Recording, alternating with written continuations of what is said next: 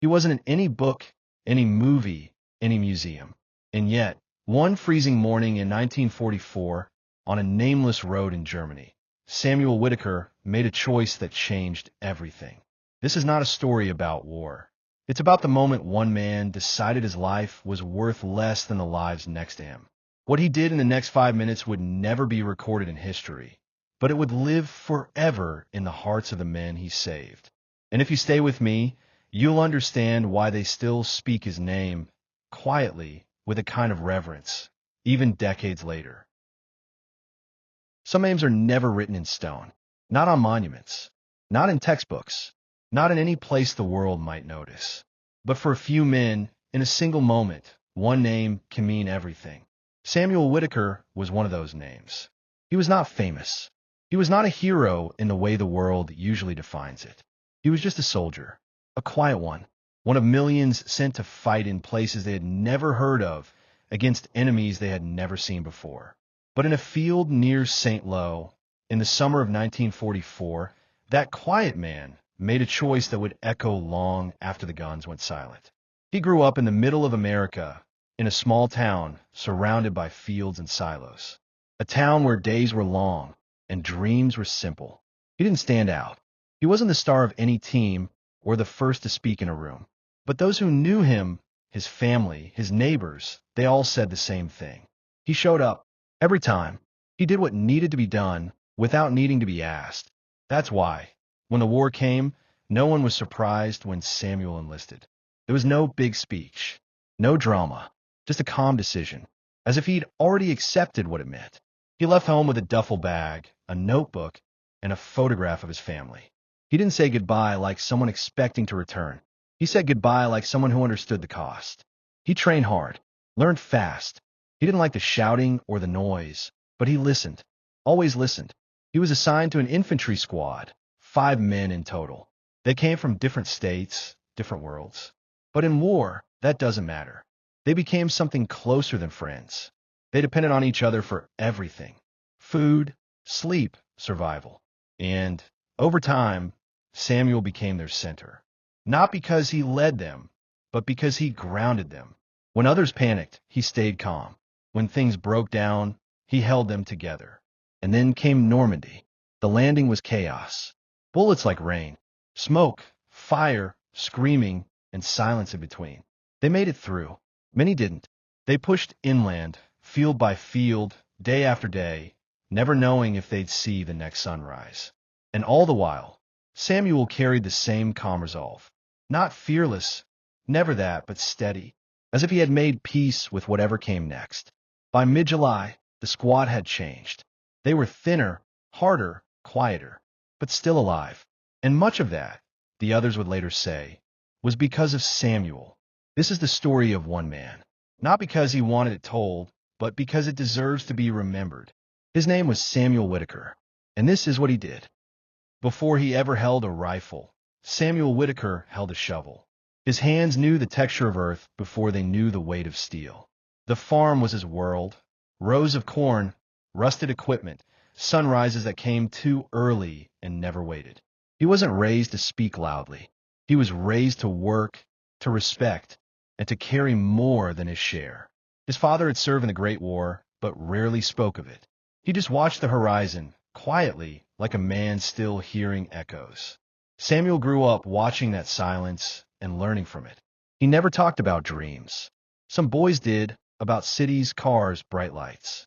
Samuel talked about planting early, fixing the roof, or saving for a new saddle. There was a calmness to him that felt older than his years. He read sometimes, mostly history or manuals. He liked systems, routines, the things that made sense. But beneath that steady surface, there was depth, not in what he said, but in what he noticed. When someone was hurting, he noticed. When something felt wrong, he felt it first. And he never said much about it. He just acted. When war came, it came like a shadow over the wheat. December 7th, 1941. America was at war, and suddenly, boys became soldiers. The next morning, Samuel walked into town and enlisted. He didn't wait for others. He didn't ask permission.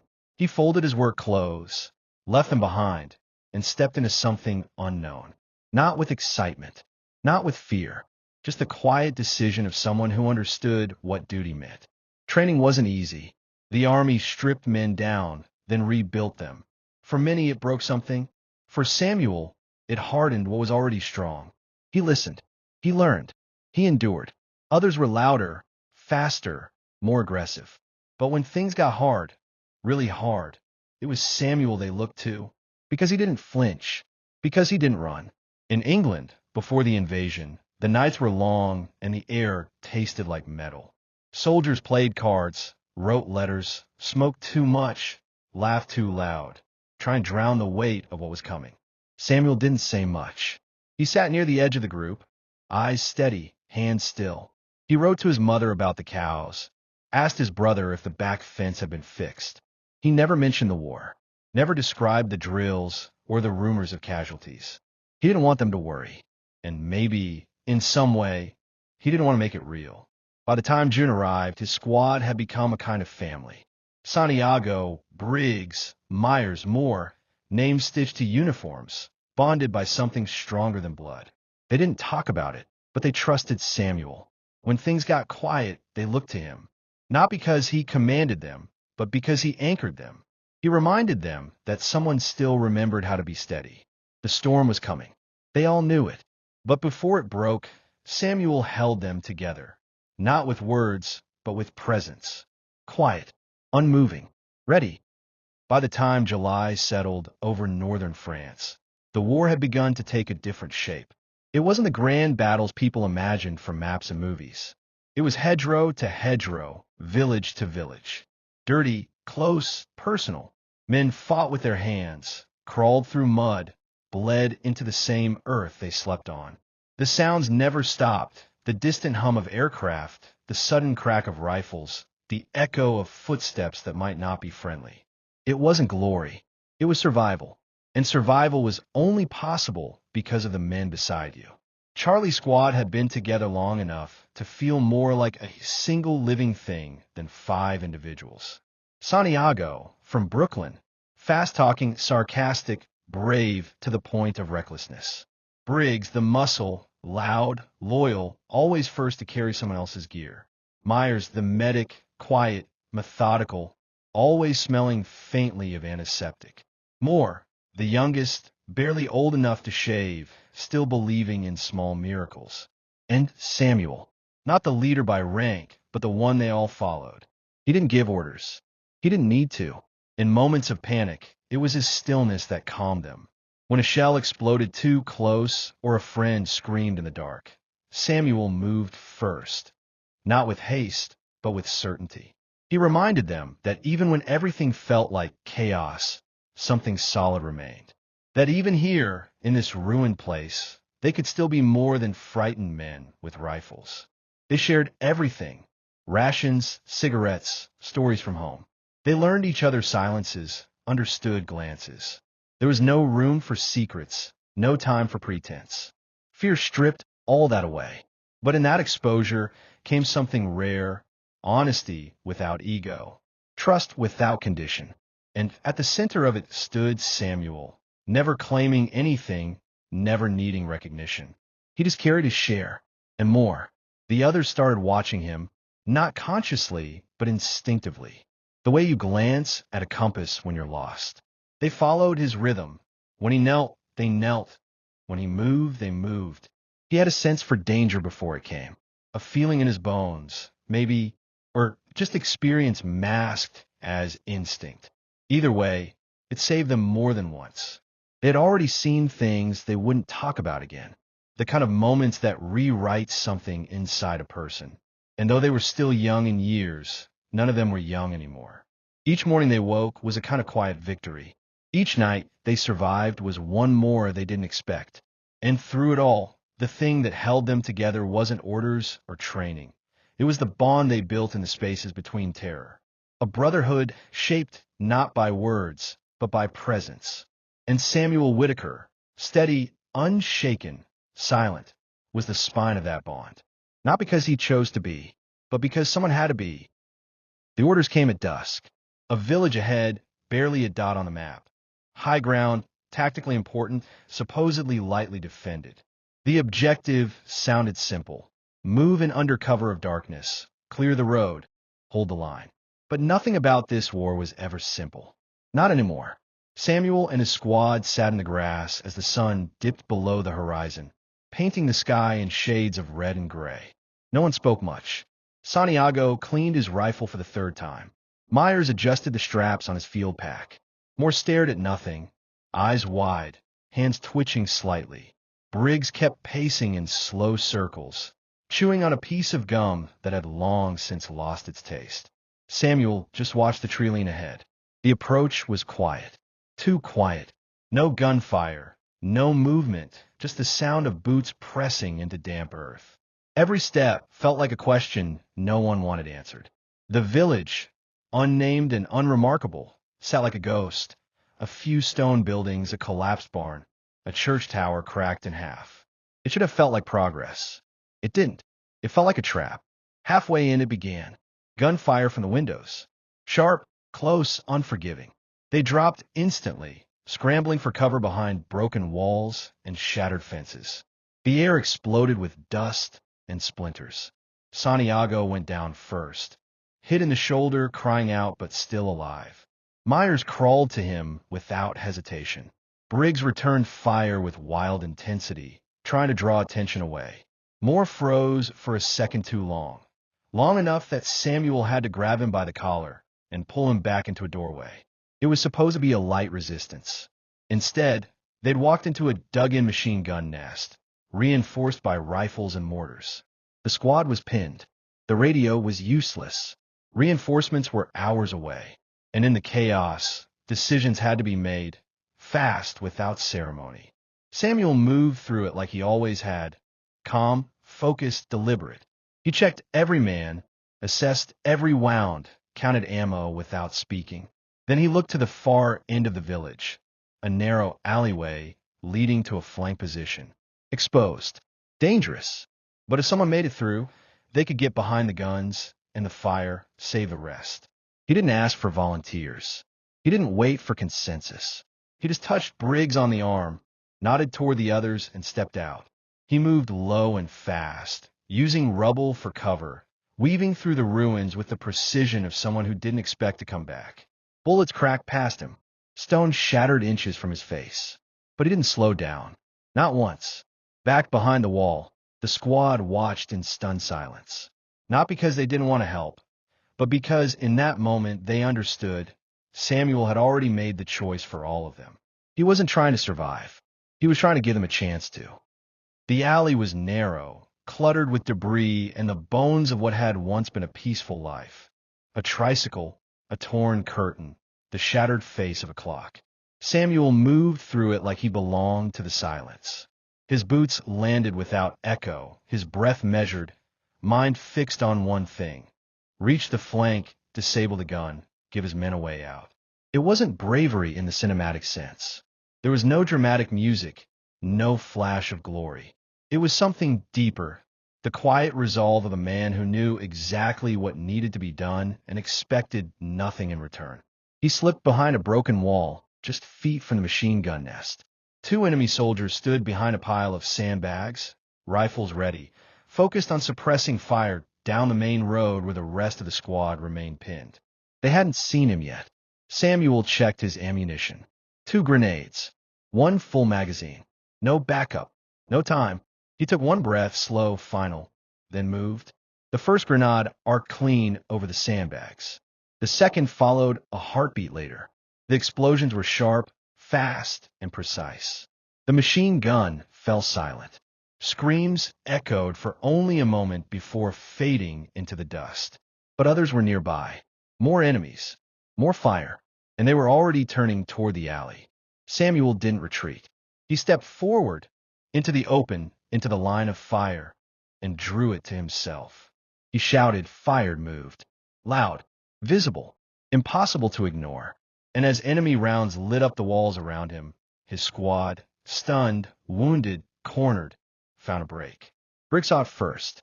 Go, he hissed. Then more, then Myers dragging Santiago, they ran. They didn't argue. They didn't hesitate, because they understood. Samuel wasn't coming back.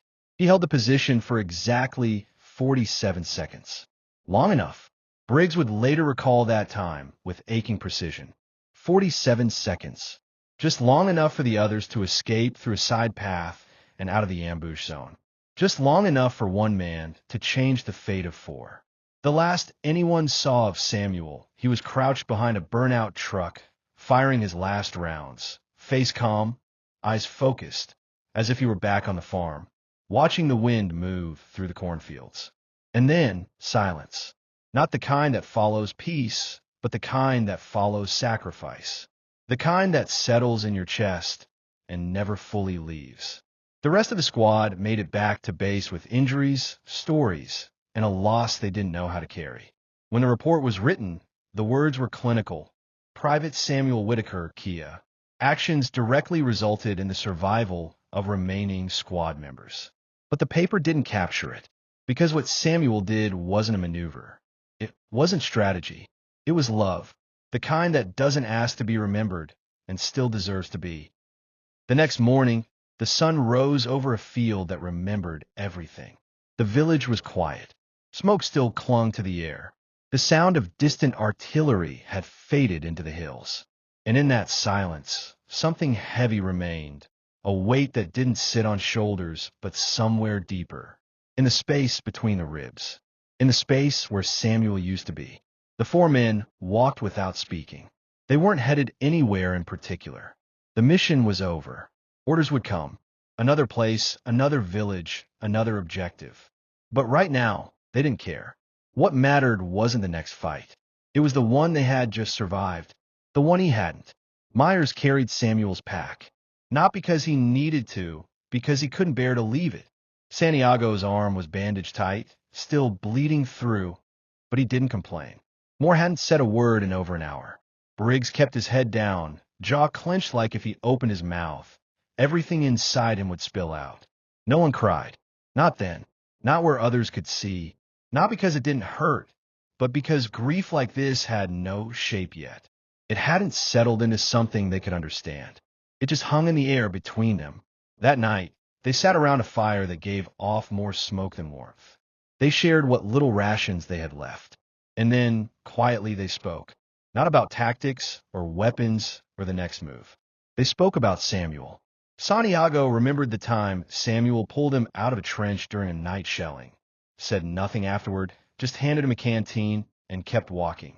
Myers remembered Samuel fixing a torn boot for a French child during a lull in the fighting. Moore remembered him giving up his last chocolate bar when he thought no one noticed. Briggs, who rarely spoke about anything soft, said only this: "I don't know why he did what he did, but I know none of us would have made it if he didn't." There was no ceremony, no flag-draped box, no trumpet, just four men, in the dark, trying to honor someone who never asked to be honored, trying to make sense of a man who chose others over himself, without hesitation. Back at headquarters, his name was logged in a file, typed clean and cold. Whitaker, Samuel, deceased. It would be read once, then filed away. Another name among thousands. But to four men, in one corner of a foreign war, it wasn't just a name. It was the reason they were still breathing. The war would go on. More battles, more losses, more names. But something had shifted, a quiet understanding among them, that everything they did from this point forward had to mean something, because someone had already paid for it, and that someone was Samuel Whitaker. Years passed. The war ended, not with fireworks or finality, but with tired hands setting down rifles. The world cheered, but the men who came home did so quietly. They returned to streets that hadn't changed and families that barely recognized them. Some never spoke of it. Others couldn't stop. Most just carried it, silently, constantly, like a scar under the shirt. Briggs opened a repair shop in Ohio. Santiago became a teacher in Queens. Myers finished medical school and treated wounds that weren't always visible. Moore, who had been just a boy when the war began, never left the army. He stayed in uniform, not because he believed in the system, but because he believed in people. People like Samuel. Every year, on the same date, they wrote letters to each other. Just one sentence each. "I made it another year. He still matters." They never forgot him, because Samuel Whitaker wasn't just the man who saved them. He was a standard they measured themselves by, not in strength or skill, but in heart. His story became the moment everything else hinged on. The moment the war became personal. The moment they understood what it meant to give everything. No monument was ever built in his name. His grave, when it was found and marked, was small, a white cross among rows and rows of others. His mother received a letter. His name was etched in stone in a small county memorial back home. But the real memorial lived in quieter places, in decisions made, in lives redirected, in promises kept. Briggs named his first son Samuel. Santiago told his students that courage wasn't loud. It was quiet and walked on calloused feet. Myers, every time he had to tell a family that someone didn't make it, thought of Samuel and spoke with honesty, never distance. And Moore, years later, standing before new recruits, once said, "If you want to know what leadership is, don't look at rank. Look for the one who moves forward when everyone else freezes. The one who gives you hope when there's nothing left." I knew someone like that once. I owe him everything. And maybe that's what legacy really is. Not medals or parades or books, but the shift one life causes in others. The way it quietly changes the shape of someone's soul. The way it echoes in small acts long after the man is gone. Samuel never asked to be remembered. He never wanted to be anything more than useful. But through his actions, he became unforgettable. Not because of how he died, but because of how he lived. If you want to hear more heroic, trashy stories that have long since become history, subscribe to the channel, like, and leave a comment. Your support will help ensure that none of these stories are forgotten. New stories are coming tomorrow. Don't miss it.